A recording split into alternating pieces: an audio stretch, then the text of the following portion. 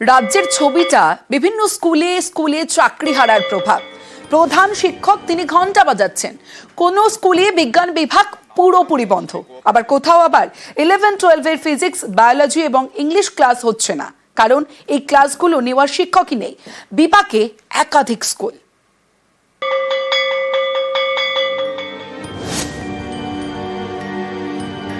দক্ষিণ চব্বিশ পরগনার নামখানার মৌসুমী কোঅপারেটিভ হাই স্কুল। এই স্কুলে ছাত্রছাত্রীর সংখ্যা 1300, শিক্ষক 7 জন। এর মধ্যে সুপ্রিম রায়ে চাকরি গেছে 4 জনের। এমনিতেই আমাদের স্টাফের সংখ্যাও খুব কম, প্রত্যন্ত জায়গায় স্কুল, তো তার ফলে এমনিতেই সমস্যা হয়। একজন দুজন অ্যাবসেন্ট করলেও আমাদের সমস্যা হয়ে যায়। এমনিতে আমরা সবাই ওভারলোডেড থাকি, তারপর এখন 4 জন টিচিং স্টাফ অ্যাবসেন্ট হওয়াতে আপাতত আমরা সব ক্লাস চালাতে পারছি না। স্কুলের একমাত্র সায়েন্সের শিক্ষকের চাকরিটাও চলে গেছে। স্কুলের বিজ্ঞান বিভাগ আপাতত বন্ধ।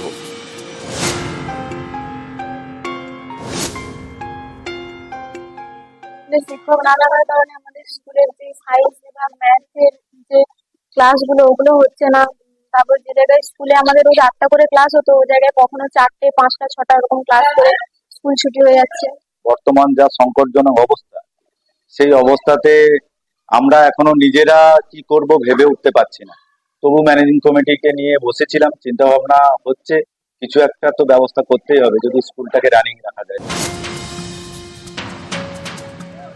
হুগলির রিষড়া বিদ্যাপীঠ 2000 পড়ুয়া। এই স্কুলে 11-12 এর ফিজিক্স, বায়োলজি এবং ইংলিশ ক্লাস বন্ধ, কারণ উচ্চ মাধ্যমিক স্তরে পড়ানোর 3 জন শিক্ষকই চাকরি হারিয়েছেন। আমাদের ফিজিক্সের ক্লাস আর বায়োলজি ক্লাসে বন্ধ হয়ে গেছে। এখন মতলব ক্লাস হতে পারছে না। বায়োলজি প্র্যাকটিক্যালও বন্ধ হয়ে গেছে, ইংলিশ ক্লাসটাও হচ্ছে না। তো আমাদের স্কুলে আসছি আর 1টা-2টা ক্লাস করে বাড়ি চলে যাচ্ছি। সবাই যেটাই আমার সাথে স্টুডেন্ট পড়ে, ক্লাসমেট পড়ে, সবাইদের ভবিষ্য নষ্ট হচ্ছে। এখানে সায়েন্সের রেজাল্ট 100% হয় আর 100% স্টুডেন্ট ফার্স্ট ডিভিশন পায়, মানে মোর দ্যান 60%। প্রত্যেক বছর 1-2টো ছাত্র মেডিকেল পায়, এখান থেকে IITও পায়, এরকম NIT পায়। ওই ছাত্রদের কি ভবিষ্যৎ হবে?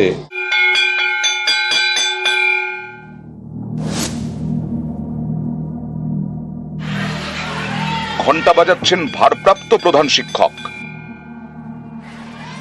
আলিপুরদুয়ারের ফালাকাটার ময়রাডাঙ্গা গোপ্পু মেমোরিয়াল হাই স্কুল পড়ুয়ার সংখ্যা 2200। 4 জন শিক্ষাকর্মীর মধ্যে সুপ্রিম রায়ে চাকরি হারা 3 জন। এত পরিসরে আমাদের কাজ যে ও কুলিয়ে উঠতে পারে না। এই সময় ফার্স্ট সামেটিভ টেস্ট চলছে, একদিকে রোল কল করছে, খাতা পৌঁছানো, সেলাই হচ্ছে বা মিড ডে মিল চলছে, এতগুলো প্রক্রিয়া চলছে। আমি নিজের ইচ্ছেই আমার তালা খোলা কিংবা কোনো একটা নোটিশ সার্ভ করে দেওয়া কিংবা বেল দেওয়া, এগুলো আমি ওর সঙ্গে একসঙ্গে হাত বাটিয়ে করছি। সুপ্রিম রায়ে চাকরিহারা একাধিক শিক্ষক শিক্ষাকর্মী অনেক স্কুল শিক্ষকের অভাবে সমস্যায় পড়েছে। তাই শনিবার 2023-এর সারপ্লাস ট্রান্সফার নির্দেশিকা প্রত্যাহার করা হলো। কম শিক্ষক এবং বেশি শিক্ষক থাকা স্কুলের শিক্ষাকর্মীর অনুপাত বজায় রাখতে বদলি করে স্কুল শিক্ষা দফতর। এই নীতি প্রত্যাহার করল স্কুল শিক্ষা দফতর। নিউজ 18 বাংলা। জলপাইগুড়ির করলা নদী, এই নদী এখন যেন নালা। কচুরিপানা আবর্জনায় করলা নদীর দম বন্ধ। বছরের পর বছর এভাবেই নদীর বুকে ফেলা হচ্ছে আবর্জনা। দেখুন,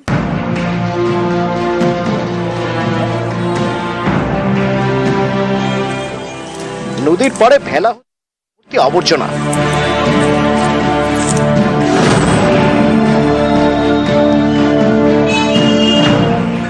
নদীর বুকে জমছে নোংরা।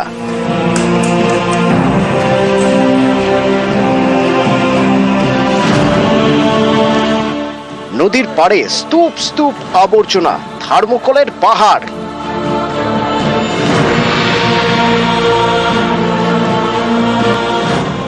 এটা জলপাইগুড়ির করলা নদী।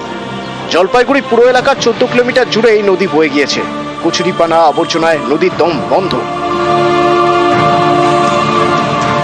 এমন আবর্জনা এবং কচুরিপানায় ভর্তি হয়ে থাকছে এবং নদীতে এসে অনেক দেখা যাচ্ছে সাধারণ মানুষও এসে প্লাস্টিক, পুজোর ঘট বারবার নিষেধ করা সত্ত্বেও নিজেরাও ফেলে যাচ্ছে।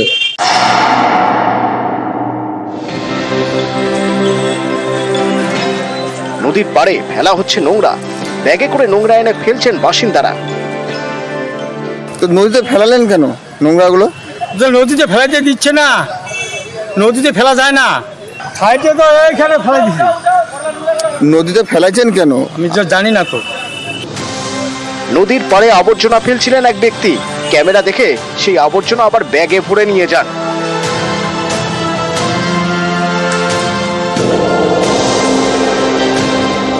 প্রশাসনের কোনো দৃষ্টি আমরা এখন অবধি লক্ষ্য করিনি। নদীটার প্রতি, নদীটাকে রক্ষা করবার প্রতি উপযুক্ত ব্যবস্থা না হয়, তবে শহরের ভেতরে যে টেমস নদী, জলপাইগুড়ি জেলার বলা হয় টেমস নদী, এই কলা নদী মজে যাবে, একেবারে শেষ হয়ে যাবে। আমরা চেষ্টা করি যাতে পরিষ্কার পরিচ্ছন্ন রাখা যায়, বিশেষ করে দিনবাজার থেকে থার্মোকল সেখানে চলে আসছে। তো আমরা চাই যে মানুষ আরেকটু সতর্কীকরণ হোক, পৌরসভা মতো কাজ করবে এবং সিদ্ধান্ত অনুরোধ করেছে এটা সহযোগিতা করার জন্য। আমরা আগামীতে আবার যেগুলো নোংরা রয়েছে সেগুলো পরিষ্কার করব। জলপাইগুড়ি থেকে শান্তনু কর, নিউজ 18 বাংলা। যে খবরের দিকে নজর রাখতেই হবে, ওয়াকফ আইনের প্রতিবাদ। মুর্শিদাবাদের বিস্তীর্ণ এলাকায় অশান্তি, গাড়ি বাড়ি দোকানে আগুন, লুট। সুতি শামশেরগঞ্জে দুদিনে গুলিবিদ্ধ 3, সুতিতে গুলিবিদ্ধ কিশোরের মৃত্যু। পরিস্থিতি নিয়ন্ত্রণে এলাকায় পুলিশ, বিএসএফ।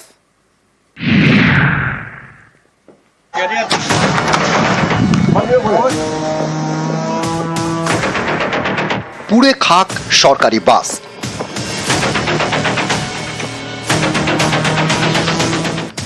পুড়ে গিয়েছে অ্যাম্বুলেন্স। বিস্তীর্ণ এলাকায় ভাঙচুর হয়েছে, ইট বৃষ্টির প্রমাণও স্পষ্ট।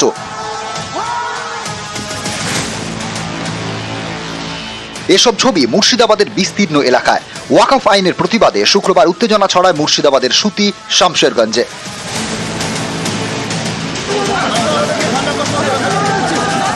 জাতীয় সড়কের মাঝে গাড়িতে আগুন,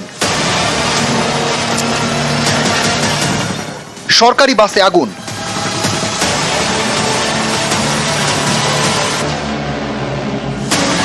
একাধিক গাড়ি এবং বাইকে আগুন লাগিয়ে দেওয়া হয়।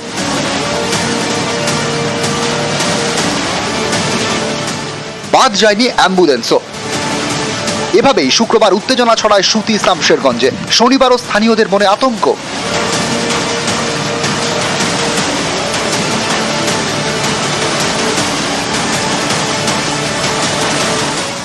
আমার বাস চোখের সামনে ভাঙছে, দেখছি, কিছু করতে পারছি না। বেরোলে আমরা কি মেরে দিবে? বাচ্চাগুলো কাল থেকে কিছু খাবার খায়নি, সব কাঁদছে, বাড়িতে আতঙ্ক। বাসে স্টুডেন্ট ছিলই, বাসে পুরো ভাঙচুর করেছে। স্টুডেন্টকে আমরা নিজের বাড়িতে রেখেছি, স্কুল বাস ছিল এটা। জাতীয় সড়ক অবরোধ, তাণ্ডব। ধুলিয়ানে রেল অবরোধ করে বিক্ষোভকারীরা। ভাঙচুর চলে রেলের গেটম্যানের অফিসেও।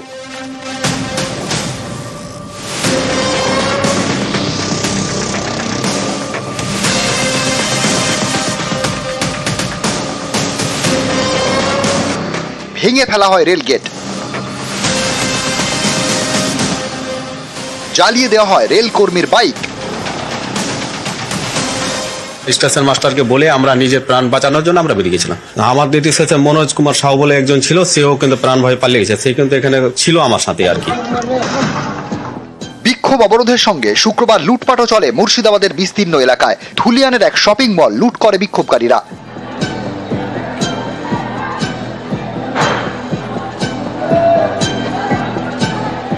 একের পর এক দোকানে আগুন লাগিয়ে দেওয়া হয়। অনেকেরই রুটি রুজির শেষ সম্বলটুকুও আর নেই।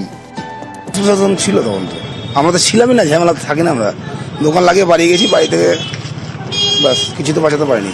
এখন ক্ষতি তো হয়ে গেছে আমাদের। কখনো হয়েছে না, আমাদের কোনোদিন হয়নি। ছোট থেকে আজ পর্যন্ত এত বড় হয়ে গেলাম, কোনোদিন আমাদের ঝামেলা এরকম হয়নি। সকালে এলাম দেখতে, কি দেখে আসি, হাল খারাপ শেষ। কিসের দোকান ছিল? চায়ের, ঠান্ডা সব। এই দোকান থেকে সব এখান থেকে। বিক্ষোভ, আগুন, তাণ্ডব, টিয়ার গ্যাস, গুলি সব মিলিয়ে সুতি শামশেরগঞ্জে জোর শোরগোল। পরিস্থিতি সামলাতে ময়দানে নামে বিএসএফ।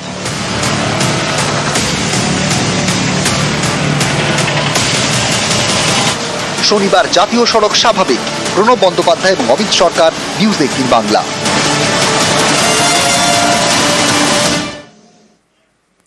সতী শামশেরগঞ্জের ছবিটা দেখলেন, উত্তেজনা, মুর্শিদাবাদের অশান্তিতে ফের মৃত্যু।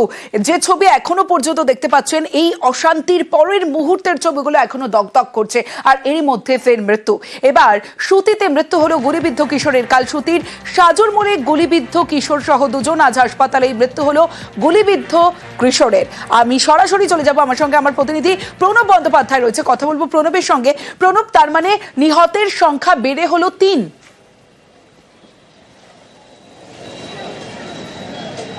একদম তাই। সুতি এবং শামশেরগঞ্জে যে ঘটনা তোমার ঘটছে দুদিন ধরে, তার সেই ঘটনায় কিন্তু মৃত্যুর সংখ্যা বেড়ে দাঁড়ালো 3।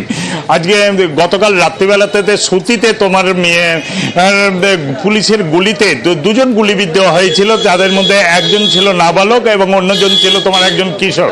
সেই যুবক কিন্তু তাকে গুরুতর আহত অবস্থায় প্রথমে জঙ্গিপুর, তারপর মুর্শিদাবাদ মেডিকেল কলেজে ভর্তি করায়। আজকে দুপুরবেলাতে সেই যুবক কিন্তু মারা যায় এবং পুলিশের পরিবারের পক্ষ থেকে অভিযোগ করা হয়েছে সে কাজ থেকে বাড়ি ফিরছিল, সেই সময় গুলিবিদ্ধ হয় এবং মাজার মধ্যে গুলি লাগে, তার অস্ত্রোপচারও হয়, কিন্তু তারপরে আজকে দুপুরবেলায় অস্ত্রোপচারের পর আর জ্ঞান ফেরেনি। তারপরে তাকে চিকিৎসকেরা মৃত বলে ঘোষণা করেন এবং এই ঘটনায় স্বাভাবিকভাবেই কিন্তু যথেষ্টভাবে চাঞ্চল্য ছড়িয়েছে। এবং আমরা জানি যে গত দুদিন ধরে তোমার শামশেরগঞ্জ এবং সুতি দুদিনই কিন্তু উত্তপ্ত হয়ে উঠেছিল। একাধিক বাস পুড়েছে, বাস থেকে পুলিশের গাড়ি থেকে তোমার বাড়ি ঘর ভাঙচুর, লুটপাট এবং পুলিশকে লক্ষ্য করে বোমা, এই ঘটনা ঘটে। এবং আজকে সকালবেলাতেও তোমার শামশেরগঞ্জে একাধিক ঘটনায় এই ধরনের অশান্তির ঘটনা ঘটে এবং এই ঘটনায় ইতিমধ্যে পুলিশ প্রায় 110 জনকে গ্রেপ্তার করে এবং একদিকে কিশোরের মৃত্যু হয়েছে, অন্যদিকে মুর্শিদাবাদে খুন বাবা ছেলে। শামশেরগঞ্জে অশান্তিতে খুন করা হয়েছে দুজনকে, অশান্তি চলাকালীন বাড়িতে ঢুকে কুপিয়ে খুন। শামশেরগঞ্জের জাফরাবাদে খুন বাবা ছেলে। সরাসরি চলে যাব, প্রণব রয়েছে আমার সঙ্গে। প্রণব, যে বিষয়টা তোমার কাছে জানতে চাইবো যে এই যে এখনো পর্যন্ত 110 জনকে গ্রেপ্তার করা হয়েছে, যেমন আপডেট দিলে তুমি, কিন্তু এই যে বাবা ছেলেকে খুনের ঘটনায় কজনকে গ্রেপ্তার করা হয়েছে এখনো পর্যন্ত, তদন্তে কি আপডেট? তাকে এখনো পর্যন্ত কাউকে গ্রেপ্তার করতে পারেনি এই ঘটনায় এবং পরিবারের পক্ষ থেকে এবং গ্রামবাসীদের পক্ষ থেকে বারে বারে অভিযোগ করা হচ্ছে যে বারে বারে পুলিশকে ফোন করলেও পুলিশ কিন্তু পৌঁছাতে দেরি করে এবং যখন তোমার তাদের বাড়ি ঘর লুটপাট করছিল, এলাকার মধ্যে যথেষ্টভাবে ভাঙচুর চালাচ্ছিল, তখন পুলিশকে বারে বারে তারা ফোন করেছে, কিন্তু কোনো রকমভাবে পুলিশ কিন্তু আসেনি।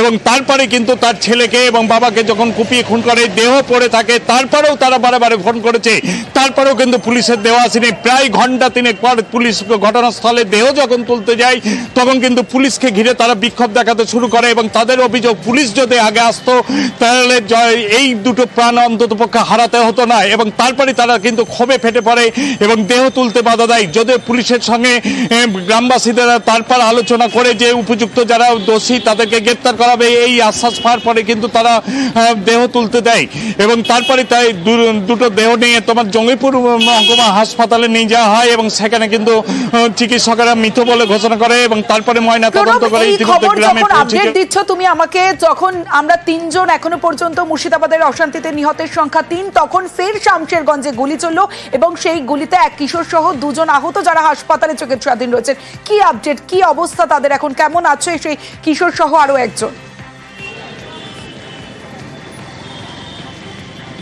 দেখো, গতকালের পর সুতিতে না হলেও কিন্তু শামশেরগঞ্জ সকাল থেকে কিন্তু দফায় দফায় অশান্তি ছড়িয়ে পড়ে। এলাকায় বিভিন্ন জায়গাতে গ্রামের মধ্যে লুট থেকে আগুন থেকে শুরু করে, একাধিক বাড়িতে আগুন থেকে শুরু করে বিভিন্নভাবে পুলিশের ওপর ইট বৃষ্টি শুরু করে। সেই সময় পুলিশের গুলিতেই তোমার গুলিতে 2 জন তোমার গুরুতর আহত হয়, গুলিবিদ্ধ হয় বলে অভিযোগ, যার মধ্যে একজন নাবালক এবং একজন কিশোর রয়েছে বলে কিন্তু। এবং তাদের পরিবারের দাবি, তারা যেহেতু বিড়ি শ্রমিক, বিড়ি কারখানায় কাজ করতে যাচ্ছিল, সেই সময় যার পথেই তাদের গুলিবিদ্ধ হয় এবং 2 জনকেই তোমার প্রথমে জঙ্গিপুর হাসপাতালে, পরে মুর্শিদাবাদ মেডিকেল কলেজে রেফার করা হয়েছে। যদিও চিকিৎসকরা জানিয়েছেন 2 জনের অবস্থা স্থিতিশীল এবং যদিও পুলিশের পক্ষ থেকে বা বিএসএফ এর পক্ষ থেকে কিন্তু এই গুলির কথা স্বীকার করা হয়নি, তবে পুরো ঘটনার কিন্তু তদন্ত চালাচ্ছে পুলিশ এবং বিএসএফ এর পক্ষ থেকে পুরো ঘটনার তদন্ত চালাচ্ছে এবং এলাকায় যাতে আর কোনো ধরনের এই ধরনের অশান্তি না ঘটে সেই কারণে কিন্তু পুলিশের রুট মার্চ চলছে এখন এলাকার মধ্যে। বেশ প্রণব।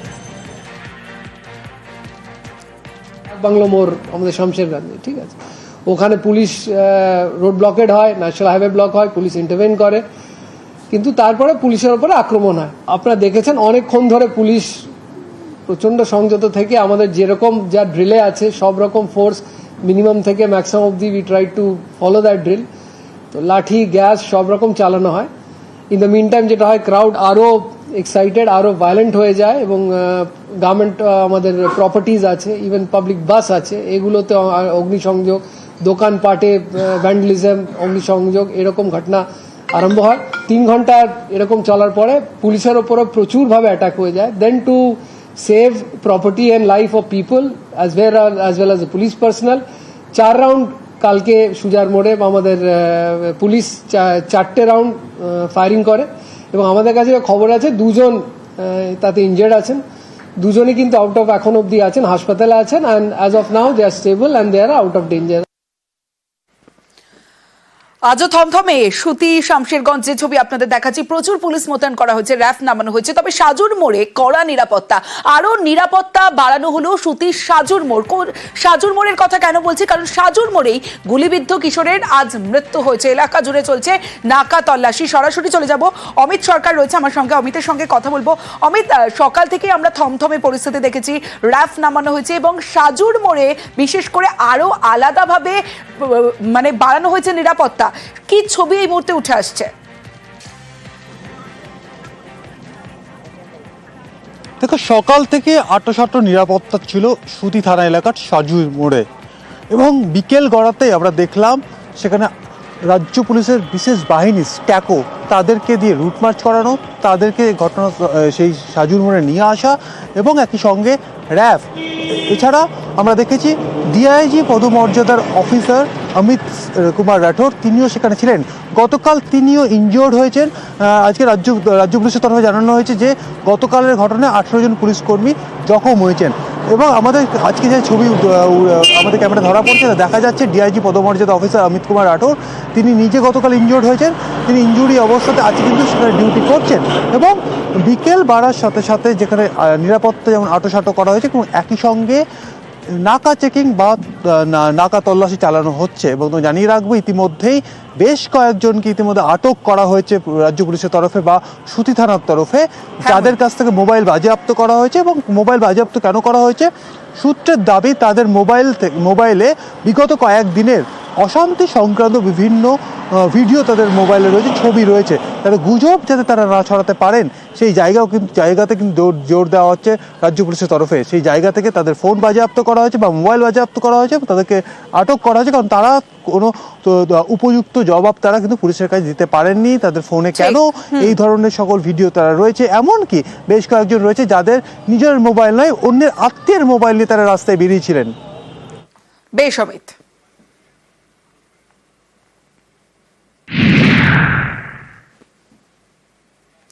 অশান্ত মুর্শিদাবাদ, শান্তির বার্তা মুখ্যমন্ত্রী মমতা বন্দ্যোপাধ্যায়। শান্তি বজায়ের আবেদন করেছেন মুখ্যমন্ত্রী মমতা বন্দ্যোপাধ্যায়।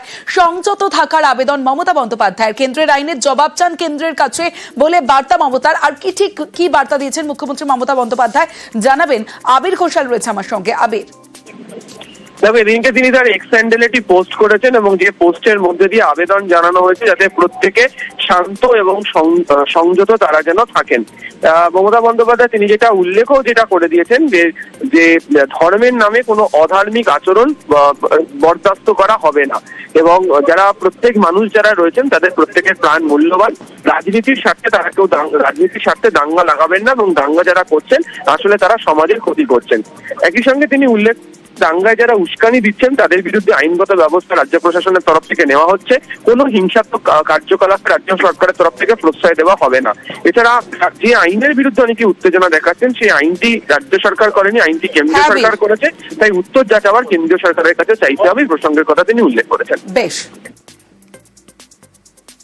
মুর্শিদাবাদের অশান্তি নিয়ে সরব অভিষেক বন্দ্যোপাধ্যায়। বাংলাকে অশান্ত করার ছক বলে তোপ অভিষেকের, নাম না করে বিরোধীদের তোপ অভিষেকের। শান্তি বজায়ের বার্তা অভিষেক বন্দ্যোপাধ্যায়ের। অনেকে রাজনৈতিকভাবে উন্নয়নের পরিসংখ্যানের মোকাবিলা না করতে পেরে বাংলাকে ধর্মের নামে ভেদাভেদ করে বাংলাকে অশান্ত করার চেষ্টা করছে। কেউ কেউ চায় বাংলায় যাতে আগুন জ্বলে। আমি সকলকে অনুরোধ করব বাংলার কৃষ্টি সংস্কৃতি বজায় রেখে আমাদের এলাকার শান্তি শৃঙ্খলা এবং সম্প্রীতি যাতে অক্ষুণ্ণ থাকে আমাদের প্রত্যেককে সজাগ থাকতে হবে, সচেতন থাকতে হবে। গুন্ডামি বরদাস্ত নয়, হিংসা ছড়ালে কড়া পদক্ষেপ, আইন ভঙ্গকারীরা কেউ ছাড় পাবে না, হুঁশিয়ারি দিয়েছেন রাজ্য পুলিশের ডিজি রাজীব কুমার।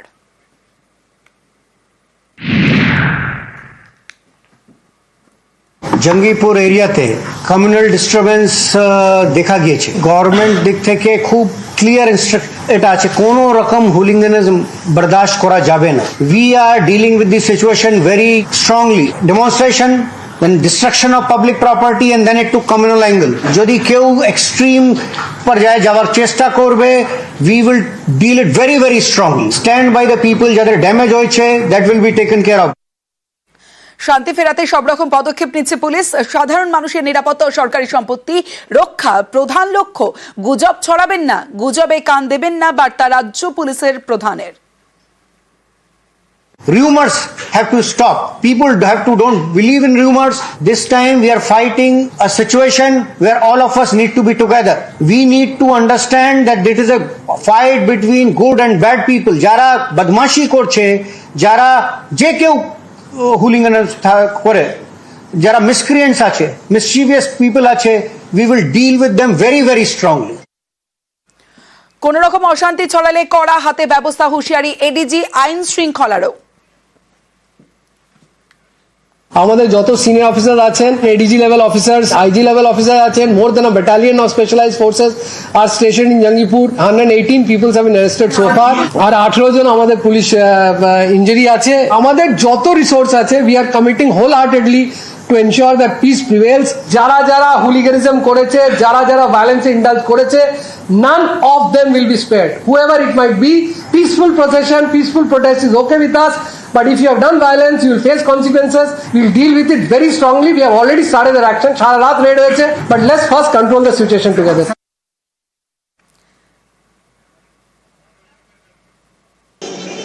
রেলমন্ত্রীকে চিঠি শুভেন্দু অধিকারীর, রেলমন্ত্রীকে চিঠি শুভেন্দু অধিকারীর।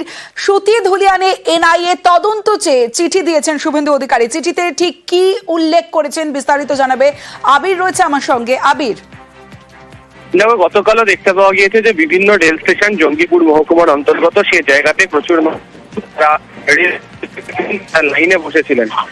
যেটা অভিযোগ করা হয়েছে সেটা হচ্ছে যে এই ধরনের আচরণ চলতে থাকবে, সেটা হচ্ছে যে রেল কেন্দ্রীয় সম্পত্তি সেগুলো নষ্ট হতে পারে এবং এটা আশঙ্কার আঁচ তিনি তার চিঠিতে উল্লেখ করেছেন। এবং এক্ষেত্রে দাঁড়িয়ে 2019-এর কিছু ঘটনার উদাহরণের কথাও তিনি উল্লেখ করেছেন। এই পরিস্থিতিতে দাঁড়িয়ে যে কেন্দ্রীয় সম্পত্তি সেটাকে রক্ষা করার বা অধিকার করার জন্য কেন্দ্রীয় সরকারের তরফ থেকে যথাযথভাবে নজরদারি করা হোক এবং যারা এই গোটা ঘটনাগুলির সঙ্গে জড়িত তাদের বিরুদ্ধে ব্যবস্থা নেওয়া। সেই কারণেই হচ্ছে বেশ তদন্ত করে সেই প্রসঙ্গের কথা উল্লেখ করেছেন তিনি চিঠিতে। বেশ আবির। রেলের পাত উপড়েছে যারা, তারা তো দেশপ্রেমিক হতে পারে না, তারা দেশ বিরোধী। এবং যারা করেছে তারা আনসারুল বাংলা, সিমি এবং পিএফআই এর সঙ্গে যুক্ত। NIA is the fit organisation to take action this type of anti national forces.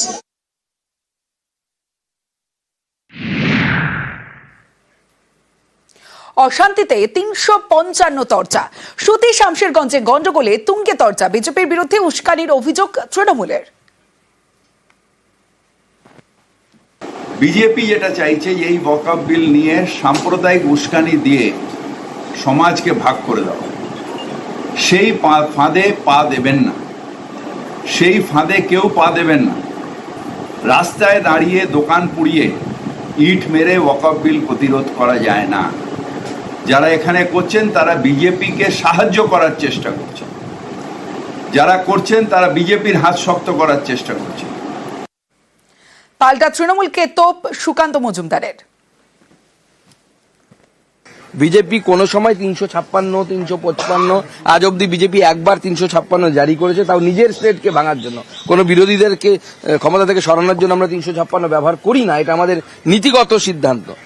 কিন্তু আমার মনে হচ্ছে যে ধরনের পরিস্থিতি তৈরি হচ্ছে, আগামী দিনে কেন্দ্রীয় হস্তক্ষেপ হয়তো অবশ্যম্ভাবী হয়ে পড়বে। সুকান্তকে পাল্টা কটাক্ষ কুণালে। সুকান্ত 355 ধারা জারি করার দাবিকে পাল্টা কটাক্ষ। এদের ভিত্তিহীন দাবি, উদ্দেশ্য প্রণোদিত রাজনৈতিক কথাবার্তা, রাষ্ট্রপতি শাসন, অমুক শাসন, তমুক শাসন। যখন 2 বছর ধরে মণিপুর জ্বলে তখন এদের এসব জ্ঞান কোথায় থাকে? প্রধানমন্ত্রী তো একবার যাওয়ার প্রয়োজন মনে করেন না। ওয়াকফ বিল ইটসেলফ একটা প্ররোচনা, তারপরেও এলাকা ভিত্তিতে এই প্ররোচনা দেওয়া হচ্ছে। গণতান্ত্রিক পদ্ধতিতে বিক্ষোভ দেখান, বিজেপির প্ররোচনায় পা দেবেন না। বিজেপি আপনাদের আবেগে আঘাত করছে যাতে আপনারা রিয়াক্ট করেন, গন্ডগোল করে দিয়ে সেইটাকে আবার বিজেপি ইস্যু করতে চাইছে। নয়া ওয়াকফ আইনের নিন্দা করেই শান্তি বজায়ের আর্জি অধীর চৌধুরীর। ওয়াকফ বিলের বিরোধিতা ভারতবর্ষের জাতীয় কংগ্রেস রাহুল গান্ধীর নেতৃত্বে আজ থেকে নয়, যেদিন থেকে পার্লামেন্টে ওয়াকফ বোর্ডের জন্য বিল আনা হয়েছে সেদিন থেকেই কংগ্রেস প্রতিবাদ করছে। কংগ্রেস পার্টির পক্ষ থেকে আমরা সুপ্রিম কোর্টে যাচ্ছি এই ওয়াকফ বোর্ড আইনটাকে বাতিল করার জন্য। কিন্তু প্রতিবাদ যেন প্রতিবাদের মতন হয়। পশ্চিমবঙ্গে একটা অদ্ভুত ভাবে সাম্প্রদায়িক উত্তেজনার সৃষ্টি হচ্ছে। সেখানটায় পুলিশকে মার ধর, তাদের গাড়ি জ্বালিয়ে পুলিশ কোথায় পালাবে তার পথ খুঁজে পাচ্ছে না। আমি শুধু একটা কথা বলবো, আন্দোলন নিশ্চয়ই হবে, কিন্তু সেই আন্দোলন যেন শান্তিপূর্ণ হয়, সেই আন্দোলন যেন কোনো সম্প্রদায়ের বিরুদ্ধে না যায়।